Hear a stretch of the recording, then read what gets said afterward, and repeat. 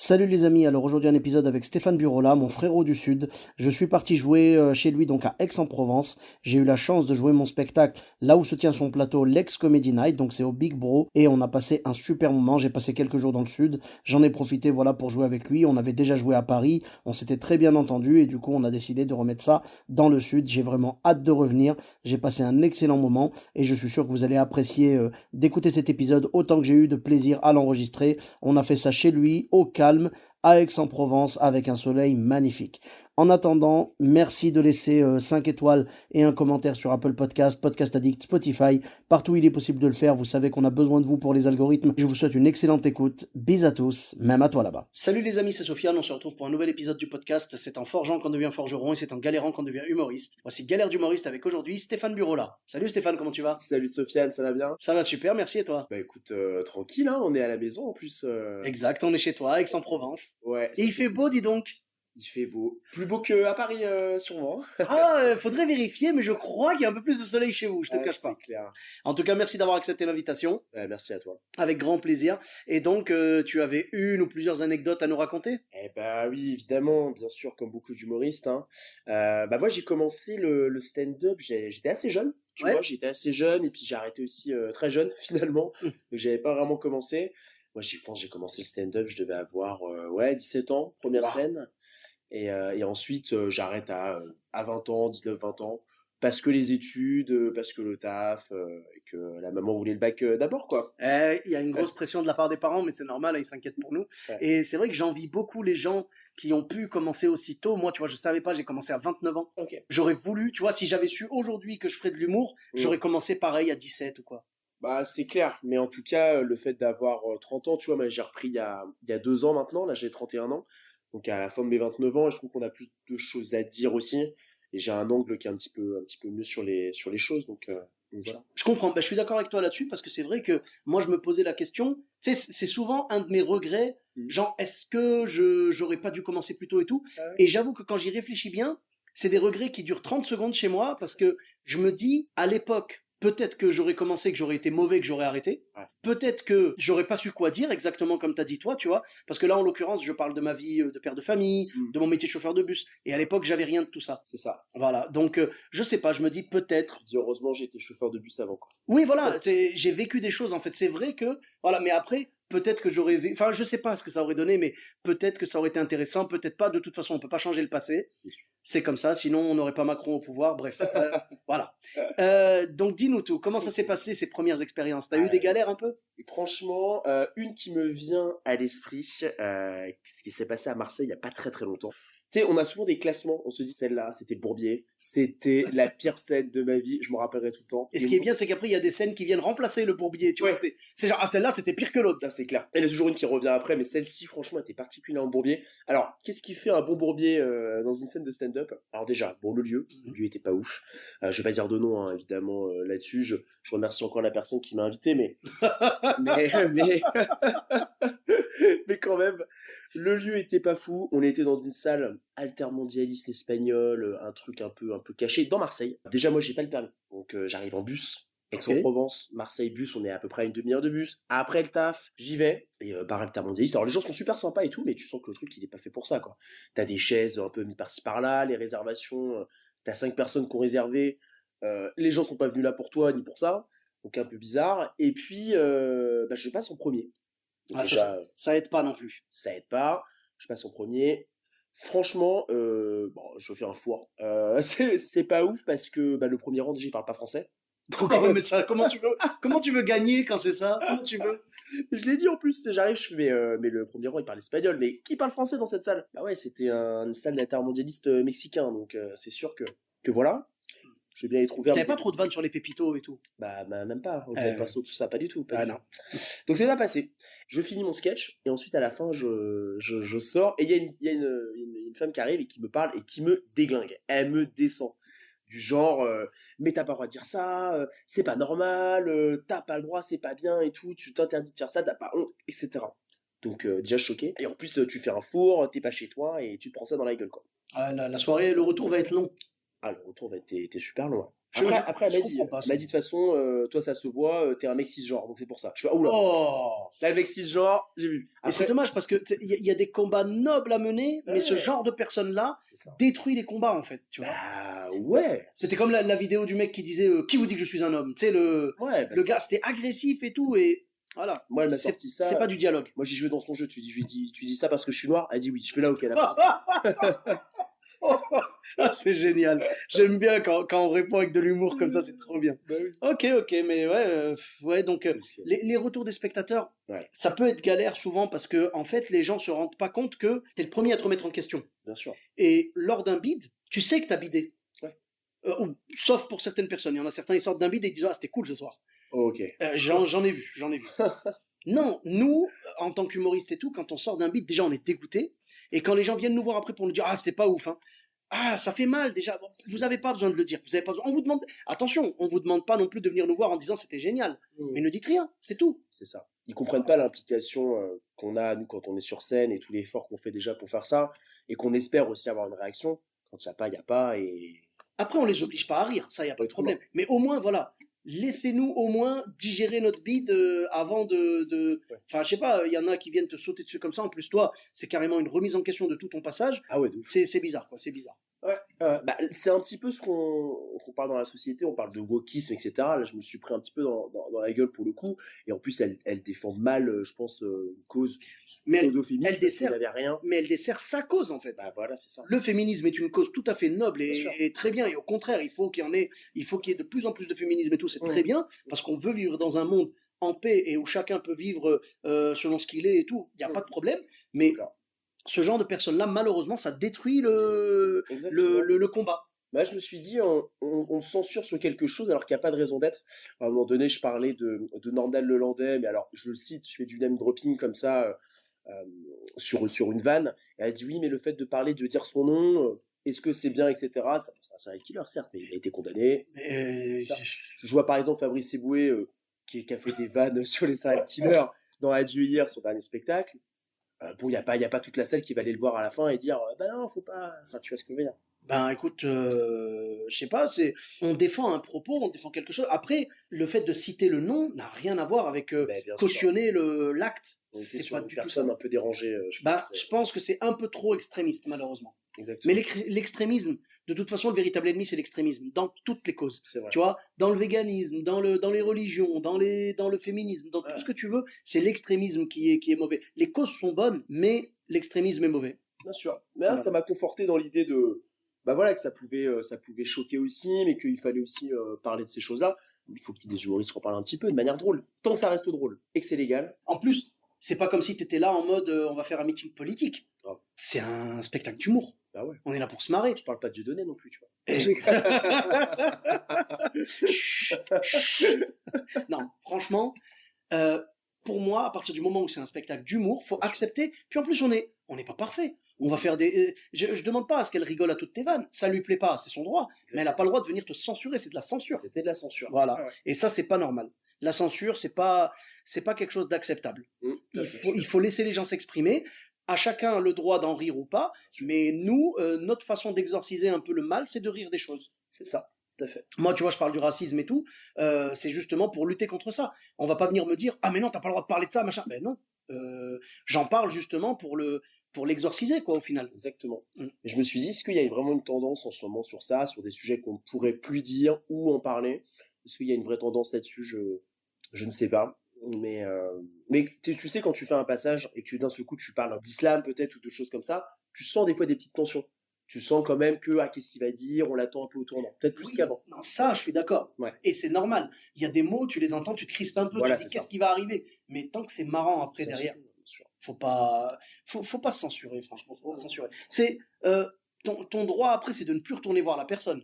Ouais. Évidemment, si tu vois qu'elle est programmée quelque part ou qu'elle fait son spectacle, tu n'y vas pas parce que ça ne te plaît pas. Pas de problème. Tous les goûts sont dans la nature. Il y a des gens qui vont adorer ce que tu fais, il y a des gens qui vont te détester. Aucun problème. Comme disait Booba, t'écoutes si t'aimes pas, t'écoutes pas. Et puis c'est tout. Exactement. Salut Booba d'ailleurs, hein, Salut Booba. grand humoriste. Mais ouais, donc voilà, petite histoire Bourbier à Marseille. Puis on a fait un chapeau, voilà, ridicule, normal. Les gens étaient pas là pour ça. Les D'accord. autres, ils s'attendaient à un cours d'espagnol. Enfin, tu vois. À la fin, vous n'avez pas fait genre dinero, por favor, dinero dans le chapeau, Ah, s'il vous plaît, des euros, je des te euros jure, dans le chapeau. les Olos. Ah non, j'ai pas regardé public, j'avais qu'une seule envie. Oui, tu voulais partir. Voilà, prendre ma petite trotte et me barrer. Mais c'est un peu paradoxal parce qu'en fait, j'ai l'impression, je sais pas si tu as vécu ça, mais j'ai l'impression que les soirées les plus bourbiers, les plus... Enfin, les bourbiers, c'est les bourbiers, mais Ouais. genre quand le public n'est pas avec toi, j'ai l'impression que c'est les soirées où tu fais le plus d'argent dans le chapeau. Il paraît, effectivement. Et parce je ne que- sais pas d'où ça vient. Bah, c'est des gens qui n'ont pas l'habitude forcément de voir des stand-up, souvent, et qui se disent, bon bah, c'est comme ça, il faut mettre 10 balles ou 20 balles, c'est la norme, je sais pas. Ou des gens qui voient trop de stand-up et justement, qui n'ont plus assez d'argent à mettre dans le chapeau, je sais pas. Ben, va savoir. Mais c'est vrai que moi, les soirées qui se sont le mieux passées, c'est vraiment pas là où j'ai pris les meilleurs chapeaux. Ouais. Vraiment pas. Dans les Et- chichas, dans les... Oh, mais les chichas, c'est encore autre chose. ça. Là, t'as sorti la boîte de Pandore, là, fais gaffe, attention. Non, les chichas, c'est autre chose, parce que les chichas, il y en a payé au chapeau. Moi, perso, ça m'intéresse pas. Ouais. Moi, si je vais dans une chicha, je veux que ce soit une somme décidée à l'avance. En général, c'est 100 balles, 150 balles quand tu débutes. Au moins 100 balles, on va dire. Et je crois que le pire que j'avais entendu, c'était 50 balles. Ok. Je trouve que c'est correct. Quand t'es débutant, 50 balles, t'es content de partir avec Ouais, ça, tu sûr. vois. Voilà. Après, maintenant, moi, c'est plus 100 balles, 150 balles. Et ceux qui vraiment maîtrisent, ils peuvent repartir avec des 400, 500, voilà. Mais c'est un système différent, les chichas. Moi, je te parle des scènes classiques au chapeau. Il y a des fois où j'ai passé un sale moment sur scène, mais à la fin, le chapeau était génial. Ouais. Et à l'inverse, des fois, on a tout cartonné, tous, et on repart avec 10 balles. C'est ouf. Donc, voilà. Le chapeau a ses raisons que la raison ignore. Voilà, va savoir. Bonne phrase, ça. Ah bah écoute, hein, franchement, je l'ai vécu de plein fouet, pas mal de fois, et voilà. Et donc, après ce bourbier à Marseille, donc il y a eu d'autres scènes qui te sont revenues. Bah écoute, c'est vrai que ça m'a mis un petit coup, parce que c'est la première fois qu'une personne du public, après le spectacle, vient te voir et vient te descendre, hein, clairement, en traitant de mec cisgenre chelou, quoi. Puis après, j'ai regardé, ça veut dire quoi un mec cisgenre? C'est juste un mec hétéro, quoi. Je fais, ah ouais, c'est bon, ça va. Ouais, mais c'est dommage. Après, non, qu'est-ce qui m'est arrivé? Il y en a si, dernièrement, mais c'est souvent à Marseille, hein, d'ailleurs, hein, c'est ça qui est fou. J'ai un humoriste, alors merci en lui encore de m'inviter, mais quand même, la salle est magnifique, c'est super, mais la com, elle est pas là. En fait, c'est ça le problème, c'est que pour remplir un comédie club, je pense que la communication, elle se fait 2 semaines avant, tu vois. Oh, oui. Ça Même dépend. plus que ça, je pense. Hein. Bah ouais, à quelle fréquence on le fait, ça c'est autre chose, si c'est quotidien ou pas, mais même des fois un peu plus. Et la personne, voilà, quand tu sais qu'il y a des humoristes qui sont dans la salle, c'est eux le public, et qu'il y a 2 mecs en bas qui sont venus monter et que tu joues devant que 2 personnes, voilà, c'est chiant. C'est classique.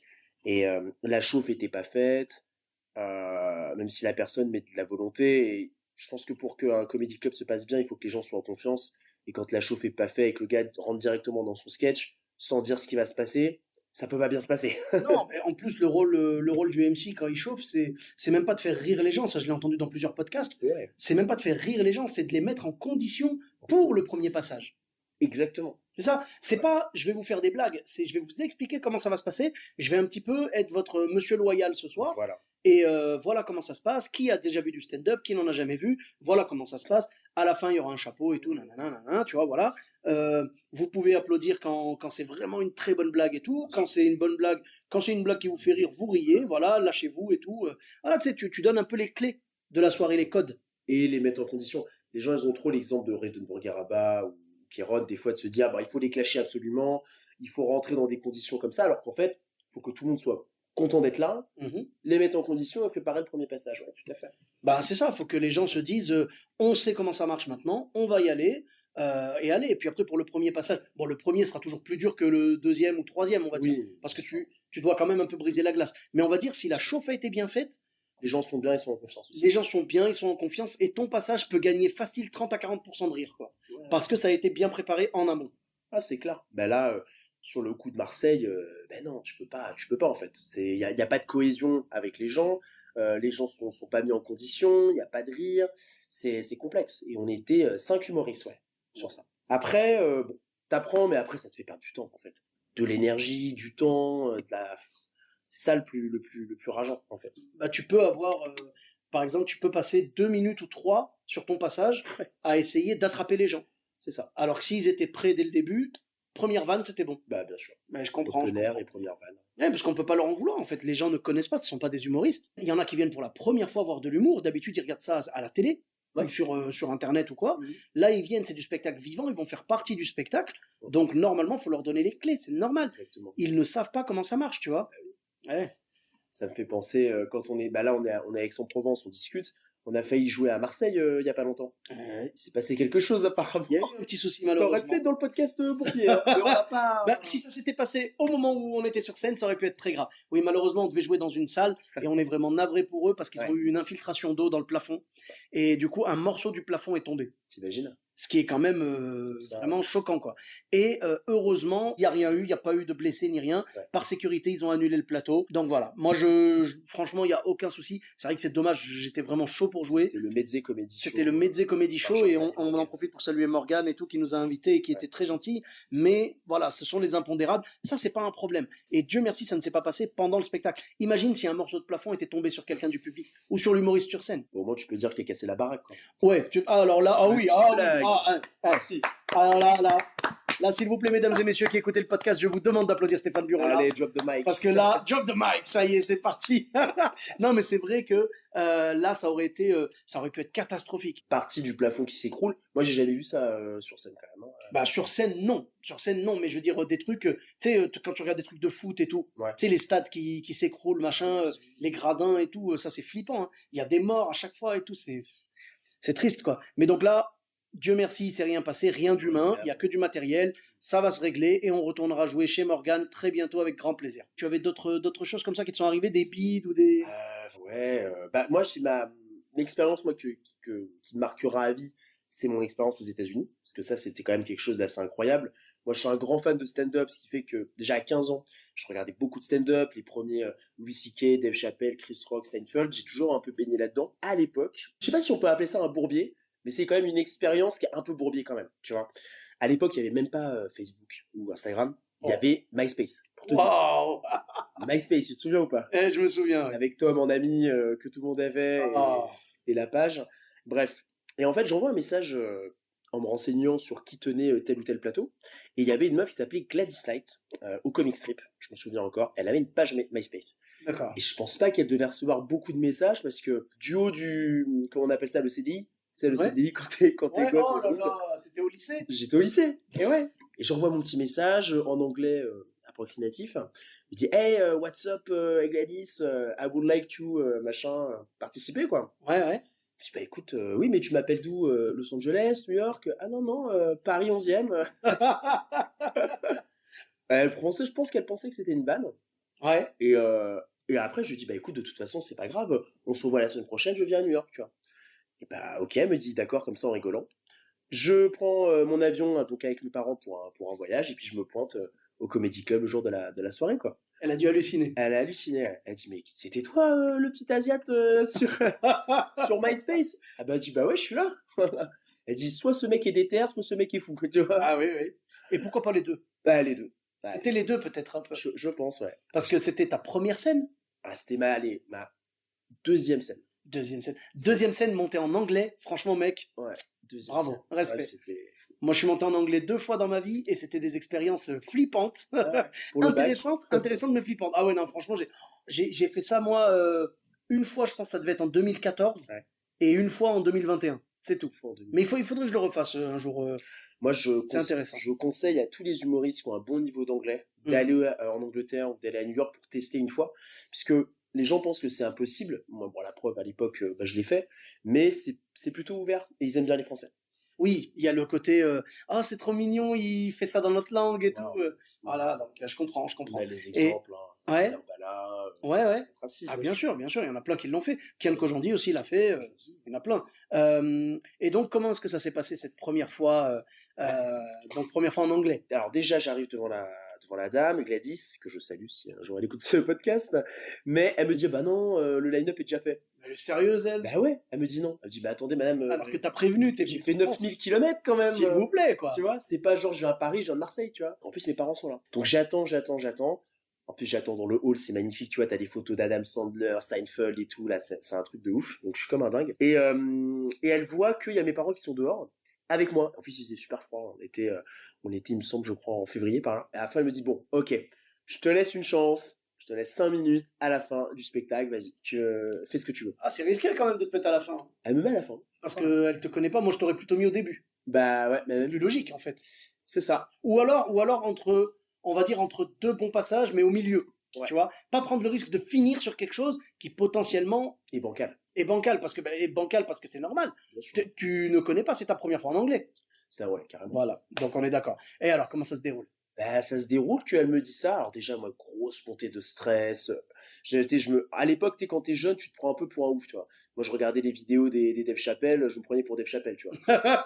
Alors que pas trop. Oh, Écoute, pas se leurrer. ouais, déjà c'est bien, tu t'inspirais des bons. Ah bah bien sûr. Ouais, ouais, j'y vais, quoi. Et après, donc, j'ai même ma feuille avec mes écrits dessus. J'y vais hyper confiant, mais hyper stressé. Je veux pas que mes parents soient en plus dans la salle parce que j'ai peur de m'éclater, quoi. Donc, je leur dis, restez dehors. Et Ils devaient être déçus, ils voulaient bah voir. ouais, c'est vrai que ça se fait pas. Mais le mec, quand même, de l'accueil leur a dit, attendez, rentrez, il va passer, faites-le rentrer, etc. Vous allez voir. Donc, ils sont quand même rentrés. Gratuit, en plus, parce que c'était payant. Ah, sympa. Hyper sympa.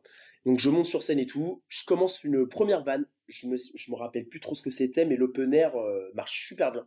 Ouais. L'entrée, et là je suis waouh, genre j'ai des rires en anglais sur un truc en anglais. Je pète un câble et je mindset tellement que je perds mon texte, complètement. Ah bah oui. Open air qui arrive, boum, gros rire, et je perds mon texte. Donc là je le regarde tout, je dis merde, qu'est-ce que je fais? Je dis attendez, wait a second, j'ai sorti ma feuille et j'ai commencé à lire mon truc, tu vois. Bon, bah, ça va, ça va. Ça va. Les gens, je pense en plus est-ce qu'on t'a présenté comme étant Ouais, débutant et c'est ça. tout, venant de France? Donc, Donc, en France. donc je pense que tu avais une espèce de, tu sais, l'étoile de Mario, tu vois, genre, Ouais. t'étais invincible à ce moment-là. T'inquiète pas, tu pouvais dire ce que tu voulais, ça passait, voilà. Là, les gens étaient plutôt bienveillants, je m'en rappelle encore, et Et donc, avec ta feuille, après, t'arrivais quand même à choper des rires malgré la feuille? j'arrivais quand même à choper des rires un petit peu, parce que le fait d'être un peu gauche, un peu maladroit, le Mhm. fait de la sortir et tout, je voulais répondre, mais comme mon anglais était pas encore assez bon pour pouvoir rebondir sur ce qui se passait, je sentais que j'étais limité. Et après, bah, la dame a coupé court, parce que je commençais quand même à m'embourbier dans un truc, mais elle a arrêté le spectacle, je lui ai dit merci, et puis on s'est fini là-dessus sur une première fois aux États-Unis. D'accord, sympa. Est-ce que t'as gardé une vidéo? Bah, à l'époque, tu sais, les smartphones, j'ai gardé des photos. Oui, les photos, j'ai vu, J'ai ouais. des photos. D'ailleurs, c'est incroyable. T'étais jeune! Ah ouais, Punaise, je te j'étais jure. très très jeune. Ouais. Ah non. Coupe au bol, lunettes. Ah bah, on a glow up, hein, les mecs. Hein, oui, hein. Ah, écoute, je suis tenté de le mettre en photo de vignette, tu sais, Ah, en vignette d'illustration. Je suis tenté. on va la couper en deux, on va mettre avant, après. C'est on va faire ça. Chiche. Pourquoi pas? Allez, chiche, Je on suis fait d'accord. ça, hein. Et donc, alors, quel est ton ressenti par rapport à cette expérience? T'étais Mon fier de toi, j'imagine. J'étais fier de moi. Mes parents aussi étaient fiers dans le sens où ils se disent, mais attends, mais le mec vient de petite banlieue du 93 là, et d'un seul coup on le retrouve sur une scène où t'as eu des Eddie Murphy, des Woody Allen qui ont débuté, parce que c'est le cas. Ça m'a donné envie déjà de continuer, de Ouais, voir que j'étais capable de le faire, ouais, et de me dire de retourner avec un bon niveau. Voilà. d'accord. Et tu y es jamais retourné, malheureusement.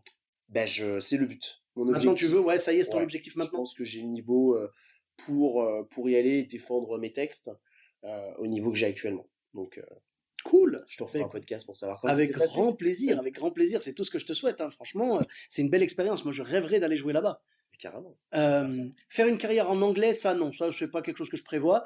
Mais par contre, jouer en anglais plusieurs fois, moi j'ai envie de le faire. Je l'ai fait une fois en France, une fois en Espagne, donc en anglais. Oui, Et vraiment, j'ai envie de. C'est une expérience intéressante. C'est un frisson que tu retrouves que tu as perdu en français. complètement. Parce que tu es tellement à l'aise en français que ça te fait plus rien. Par contre, quand tu joues en anglais, wow, là il y a quelque chose. Il y a quelque chose. Donc ouais, non, moi je serais bien tenté de le Et faire. Ouais. puis, on sait recevoir les humoristes. C'est-à-dire que le comédie club où tu vas, c'est un comédie club où il n'y a que ça.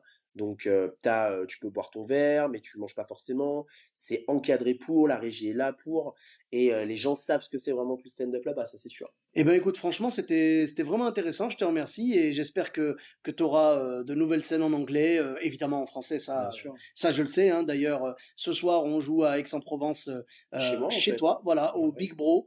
Et bon, quand le podcast sera sorti, ça fera un bon moment que ça s'est passé. Mais en tout cas, ce soir, donc tu seras en première partie Ouais. et je jouerai mon spectacle pour la première fois à Aix-en-Provence. Donc merci à toi déjà Bah, je t'en prie. pour l'accueil, hein, vraiment. Et puis merci à toi pour les anecdotes, c'est très sympa. C'est ça. Et puis bah voilà, où est-ce qu'on peut te retrouver sur les réseaux sociaux? Et ben, tu sais, bah là, tu viens au Big Bro parce que en fait, j'ai un plateau qui s'appelle le Ex Comedy Night. Yes. Ex Comedy Night, c'est quoi? C'est un plateau, ça fait un an, plus d'un an que j'ai créé ça. Où pareil, bah, j'invite des humoristes que j'aime bien un petit peu de partout, Marseille ou d'ailleurs, pour faire leur passage. Et c'est donc au Big Bro, en plein cœur d'Aix-en-Provence. Il y en a d'autres hein, maintenant sur Aix. Hein. Tu sais, tu connais Briac. Oui. Briac, il a son Ex Comedy Club. Je vous jure le nom, je l'ai fait après, je savais pas qu'il y avait Ex Comedy Club. Je le dis, comme ça c'est Oui, clair. après c'est des trucs classiques, comedy club, comedy night, comedy show. Bah ouais, Voilà, il y a de tout, hein, évidemment. c'est ça. Mmh. Donc non, non, ça bouge bien à Aix, je suis content. Et puis bah, plaisir de t'accueillir pour le spectacle ce soir. Mais écoute, merci beaucoup, plaisir partagé. Et les Et, réseaux, et donc ouais, Steph Bureau sur Insta. bah ouais, c'est ça, mes réseaux Instagram, donc c'est Steph, S-T-E-P-H, tiré du 8, tiré du bas, donc B-U-R-O-2-L-A, et Ex Comedy Night pour le plateau sur Ok. Instagram. Et sinon Facebook, Twitter, YouTube. Bon, ouais, Insta, je serai Insta, ouais. Plutôt Insta, d'accord. Bah écoute, je mettrai le lien vers Steph Burola et Ex Comedy Night sur Instagram. Et pour ma part, vous pouvez me retrouver également sur tous les réseaux sociaux. Sofiane Etaï, E2TAI, sur Facebook, Twitter, YouTube, Instagram et TikTok. N'hésitez pas à laisser 5 étoiles et un commentaire sur Apple Podcast, Podcast Addict, Spotify, partout où il est possible de le faire. Je vous dis à très bientôt pour un nouvel épisode. Bis à tous, même à toi là-bas.